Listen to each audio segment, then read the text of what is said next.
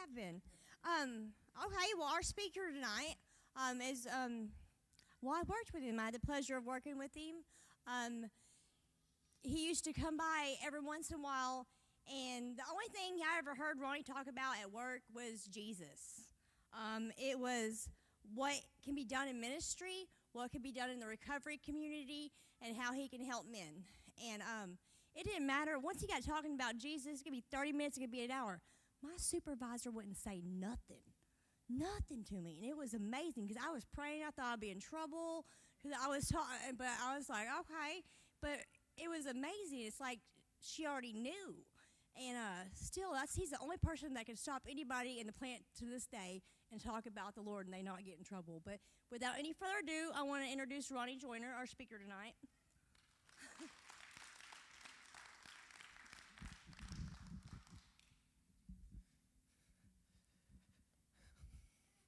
You can never go wrong talking about Jesus.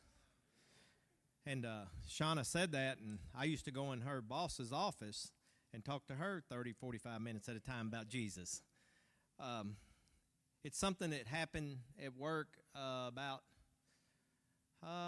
been gone down there a little while, but about 6 months. But about 9 years ago, I decided to go out in the plant and just start reading the Bible on my own. And within 3 days, the Lord sent a guy to me and said, "What are you doing?" I told him and started reading the Bible with him. And it's amazing that we didn't have to go out and drag anyone in. He just kept sending them. It wasn't long. There's about 15 of us guys every day at lunch doing a Bible study. So it was a true blessing of the last 9 years I worked there because of that time of my life, because there was a time that I didn't talk about Jesus. But I love the songs we sang tonight. That first one I've never heard. The second one I really like.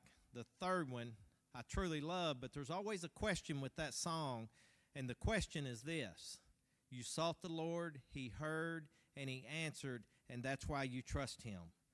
My question is, when he says no, do you still trust him? When you don't get the answer you're looking for, do you still trust him? That's the key factor. Do you put all your trust in him? I do, and I promise you that if you'll open your heart up and put all your trust in him, you will come out of the grave and you won't have to unlock it. He'll unlock it. And them dry bones will rattle again. That's why I love those two songs. They go so well together. But I come here tonight to speak to y'all on two people in the Bible that's mentioned. Two ladies named Martha and Mary. And they were both wonderful ladies. Wonderful. And if you don't know the story of Martha and Mary, if you never read it in Luke, I'm gonna read a little bit of it to you. And then I'm gonna share something through the story of how we choose Jesus or we choose the world, or what we want to do. So as I open up here in Luke, I'm just going to read a little bit here. In Luke 10, 38, and it says, "And Jesus and his disciples were on their way. He came to a village where a woman named Martha opened her home to him. She had a sister called Mary who sat at the Lord's feet listening to what he said, but Martha was distracted by all the preparations that had to be made. She came to him and asked, 'Lord, don't you care?'" Now, what I would love to know is, where did Martha think that she gets the authority to ask the Lord if he cares? Now, I say that to say this. If you're going through struggles, you're going through battles, or whatever may be going on in your life, a loss of a loved one, I believe it's okay that we ask the Lord and we question him. Lord, where are you? Maybe maybe we feel he's not in our presence at the time. But there's nothing wrong with speaking out to him and sharing what's in here to him. So she goes on and asks him that. And he says, she says, Lord, don't you care that my sister has left me to do all the work by myself? Tell her to help me. There she is telling Jesus again what to do. Martha, Martha, the Lord answered, you are worried and upset about many things, but only one thing is needed. Mary has chosen what is better, and it will not be taken away from her. What do you choose today? If Jesus walked through the door and he come up here and stood on stage, would you want to listen to me, or would you want to hear what Jesus had to say? Would I be willing to surrender the mic to him? Would I? It's a question we can all ask ourselves. Now, for me, I believe my answer is, Lord, you take over, because that's what he's already done. I hope tonight that you're not hearing me, you're hearing what he has to say through me. That's my prayer. But I want to share a little bit with you about how Martha was so caught up in what she wanted to do versus what Mary wanted to do. So as we go through life, there's a lot of things that may distract us in life that may take time away from Jesus. Martha was cooking, preparing a meal. Now, I don't think she was doing wrong, but would have it hurt if she would have paused for 15, 20, 30 minutes and went and sat at the feet of Jesus to listen to what he had to say? So I say that. How much time are you putting in a day sitting at the feet of Jesus? Now, I know we can't physically sit at his feet, but we can be at his feet through the word. Are you doing that every day? So maybe it is your job that keeps you from spending time with Jesus. Or maybe it's the big one that we all struggle with, social media. How much time do you spend on this versus time in this, in the Word?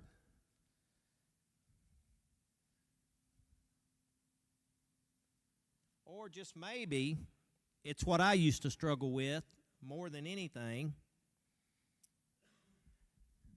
I used to sit up late at night and participate in this game to the point that I didn't get up and go to church with my family the next day. It consumed me. It even consumed me so much I started making money with it, but I lost a whole lot more than I made. Mine was football. College football consumed my life. It's where I spent Saturdays. From the time it started at 11 o'clock till it went off at midnight sometimes, I loved it. I still enjoy it, but I don't love it anymore. It's not near as important to me. When you fill your mind full of the Word, these kind of things become less important. Your job will become less important.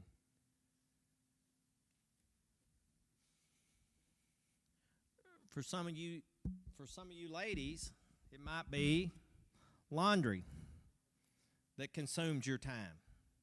It really might. And for all of us, we probably struggle a little bit with this one, the worry of bills that we worry about. But every month, if we'd reflect back, we worry month to month. But if we would just reflect back 5, 6, 7 years, we've all made it. We've all made it. You know, I don't have to see a show of hands, but some of y'all can probably relate to what I'm about to tell you. That I've had car payments before, and I don't like car payments. They're not something I enjoy. And the biggest car payment I've ever had is $400 a month. And once I got the car paid off, I struggled the whole time I was making the payment. And I got the car paid off, and I didn't live a whole lot different after I paid the car off, and I wondered where the money went. So why was I even worried about the car payment? He tells us not to. But it's the world. The world does that to us. It speaks to us. Now, I say this.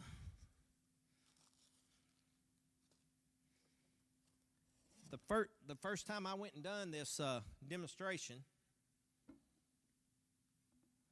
me and my wife went into the chateau on the ridge, and we was carrying all this stuff in, and my wife picked this up, and she said, I'll carry this in. She said, the world. She said, I'll carry it in. This is the world, and I'm going to demonstrate it to you, because illustration is how I really learn and how I really can focus on things. So my wife carried the world in. Now my question is to you tonight, how many of y'all come in here with the weight of the world? We probably all did to some degree. I was sharing tonight that I was very busy today. I just thought I worked when I was at Martin. I'm working way more now.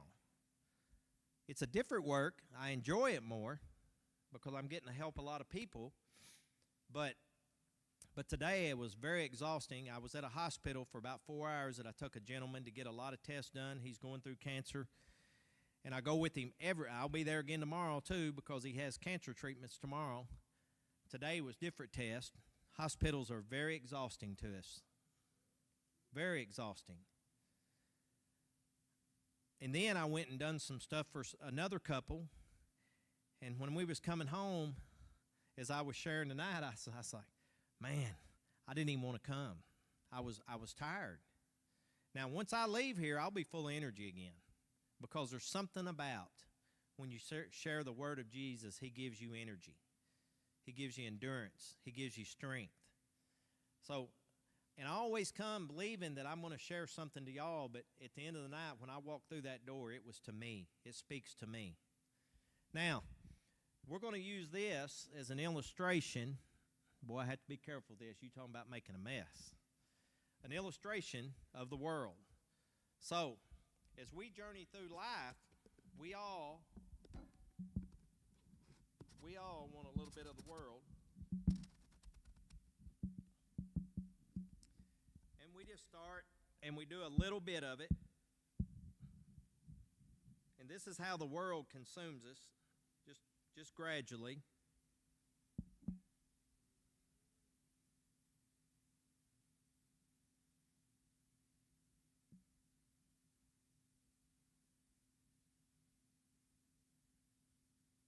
And it just keeps consuming us and keeps, it ain't long that we're so blinded that we see nothing else but the world.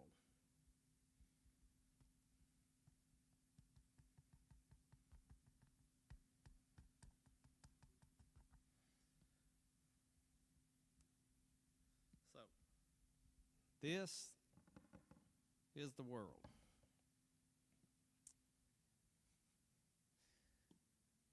And this is what happens to us.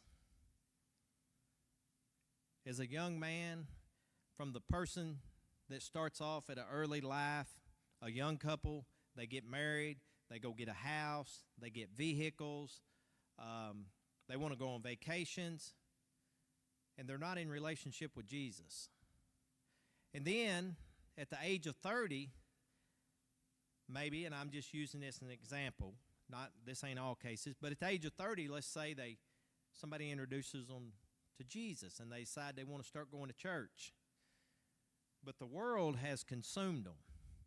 And now it's time to start giving back.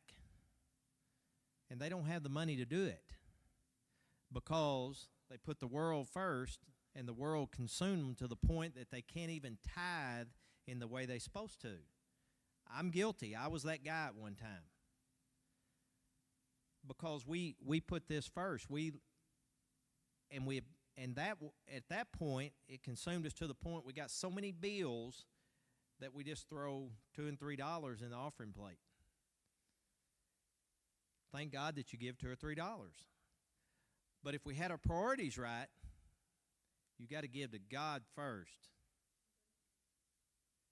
and He'll give back. And I'll illustrate that. So, we will look at what life is. We got the world. We put it first. So now we're going to throw a little bit of family in there. We'll throw some prayer time. We'll throw some Bible reading. We'll throw some, let's see, what will that be? Bible reading, church, and then we're going to add Jesus.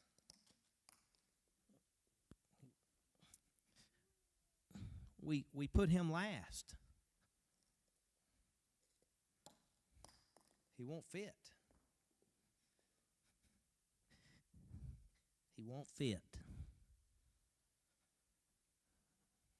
Because we have done everything out of order.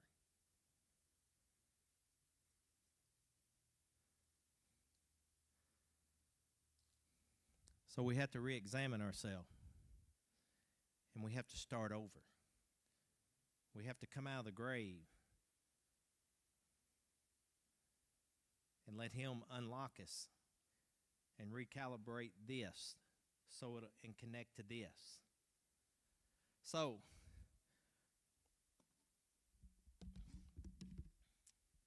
this is always fun right here. Hold on.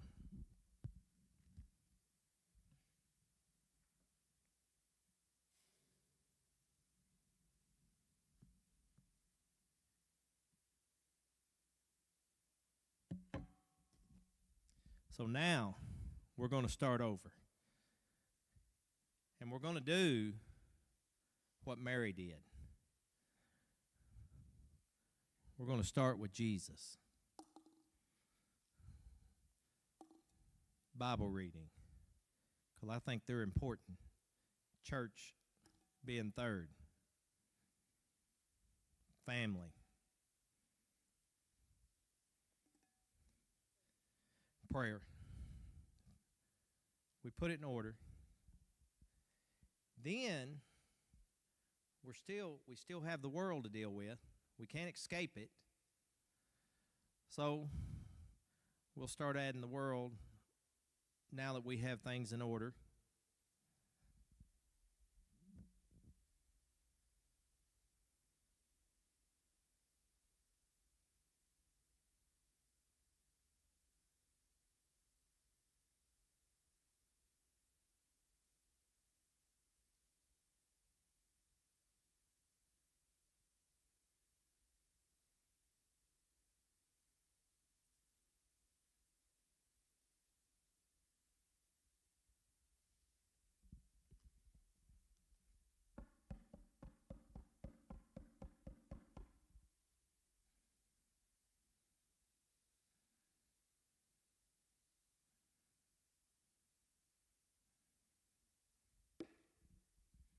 And what happens when we put it in order? It all fits. We still get to be in the world. We still get to enjoy our jobs. We'll start paying bills with a whole lot less stress. We'll get the laundry done.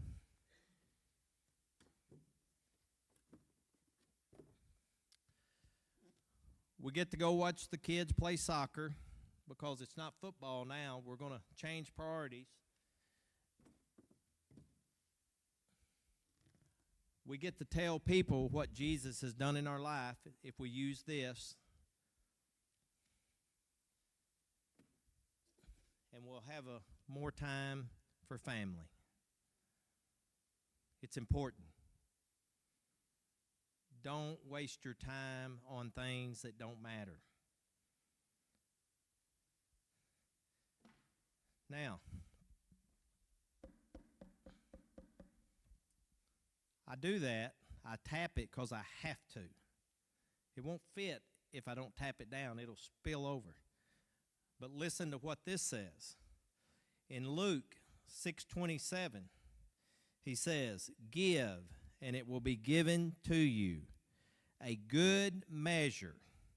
That's as close as you can get. "Pressed down, shaken together, and running over, will be poured into your lap. For with the measure you use, it will be measured to you." So see, we really thought that we was going to have to give this up. And I used to be that guy when I went to the river. I used to go to the river and fish and just hang out with buddies. And I honestly didn't think that we could go over there without a case of beer. I didn't. Didn't think we could have a good time. This Saturday, not this Saturday, but a week from this Saturday, there'll be a group of us men that show up at that same cabin that didn't think we could go without the world and a case of beer, that will be singing through the treetops to Jesus. We'll eat the food that he provides to us. We'll hear testimonies. Last year, there was 187 men there, sponsored by 6 different recovery houses in our local community, including John 3:16, 187 men standing on the banks of the Black River praising Jesus. And that was without beer or alcohol. Alcohol or drugs. We didn't have any of that. All we had is what we started with at the beginning. We had Jesus. And we all showed up.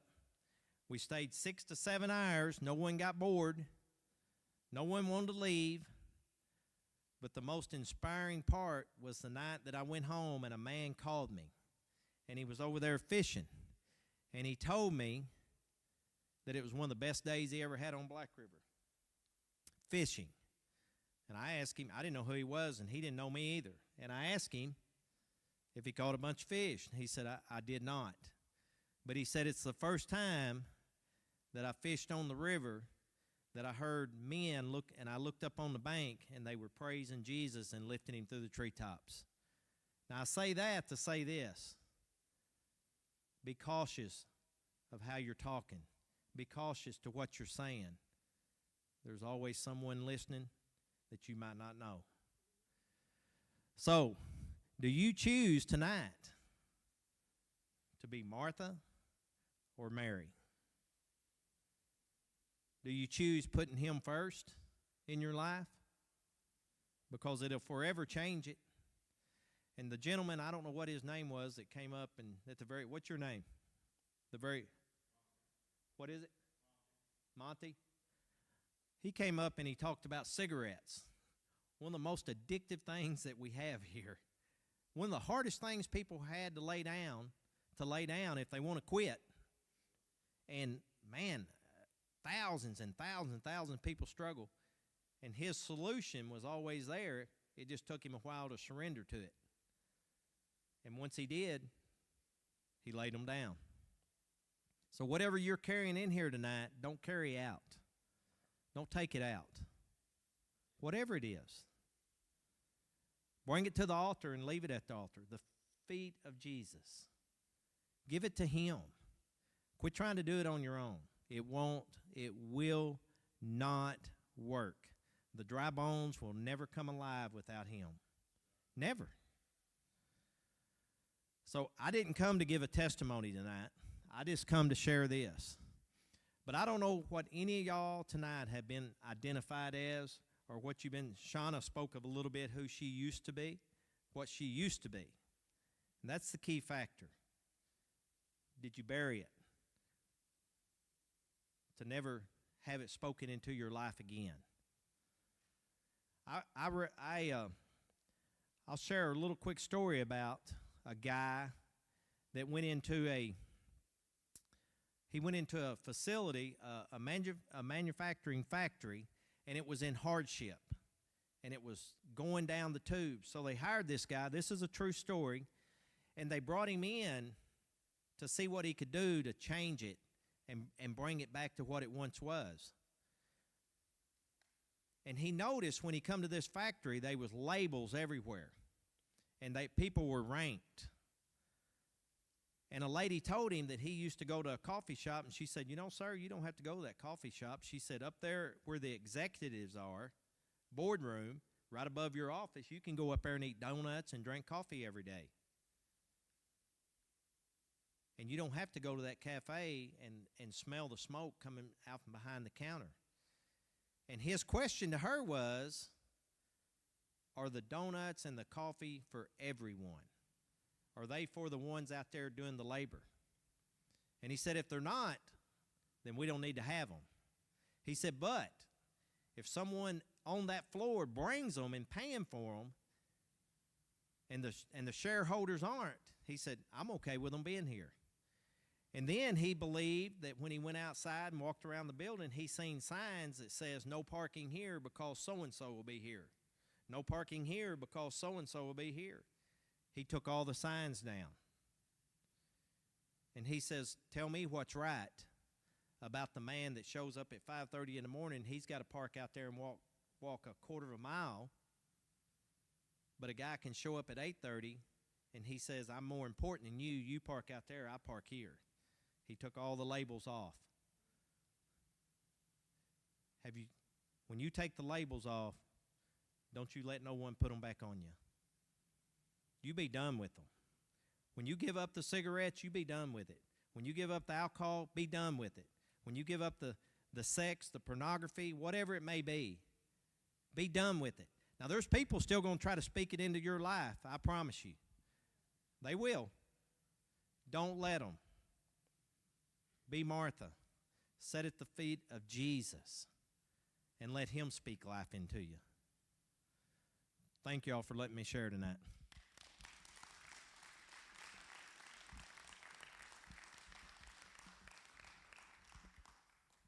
I'm not sure how to turn this off.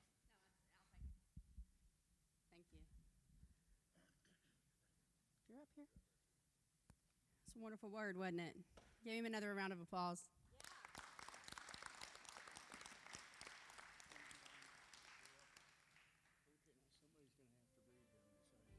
I got it. Well, we got it. We'll hand it to you if you got to give it to him. Okay. Hey, I'm Tara, grateful believer in Jesus. I still struggle with some grief. Maybe not 100% recovered on the anger, but I'm getting there. But, you know, that thorn in your side that you get to keep. Anyway, I'm glad to be here tonight. I'm Miranda. Hey everybody, I'm Pop. Glad you're here tonight. Glad to see y'all tonight. And keep coming back. All right, we're going to celebrate some victories. Randy, you want to start? Sure. Does anybody have 30 days? How do we get that 30 days? Keep coming back. Keep coming back. Does anybody have 60 days?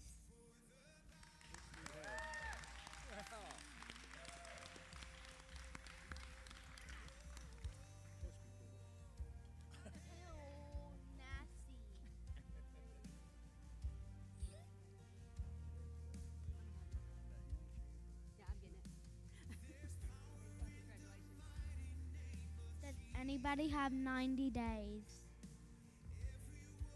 How do we get that Keep 90 coming days? back. Keep coming back. Does anybody have 4 months? Keep coming back. Keep coming back. Does anybody have 5 months? Keep coming back.